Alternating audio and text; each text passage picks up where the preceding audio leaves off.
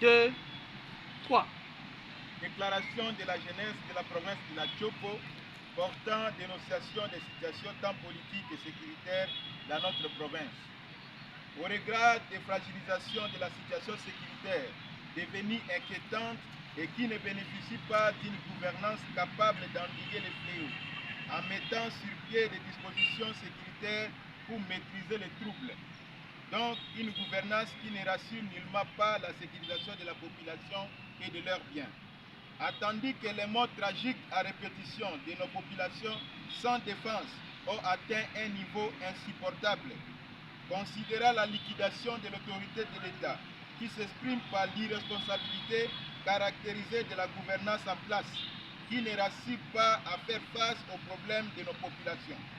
Conscient des élections chaotiques des gouverneurs et vice-gouverneurs du 29 avril 2024 dans la Tchopo, dont les réseaux sociaux font état des échos nauséabonds et abracadabra, effaçant ainsi les dispositions des lois de la République.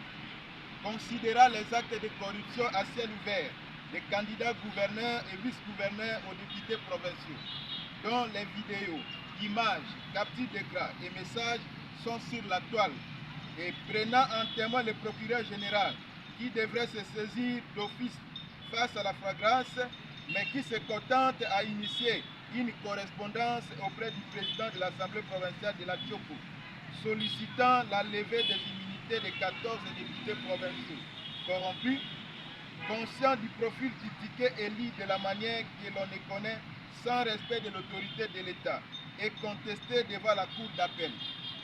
Recommandons à l'attention particulière de son Excellence, Monsieur le Président de la République, chef de l'État, Félix Antoine Tshisekedi Tshilombo, d'user de ses prérogatives constitutionnelles et de son pouvoir souverain de, primo, impliquer urgemment le gouvernement central aux problèmes sécuritaires de la Tchopo, compte tenu de sa position géostratégique vis-à-vis de l'état du pays où les ennemis de la République cherchent à occuper.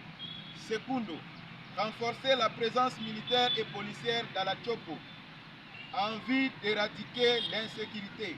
Bref, déclarer l'état d'urgence sécuritaire à la Tchopo, car l'état sécuritaire de la Tchopo est sans nom.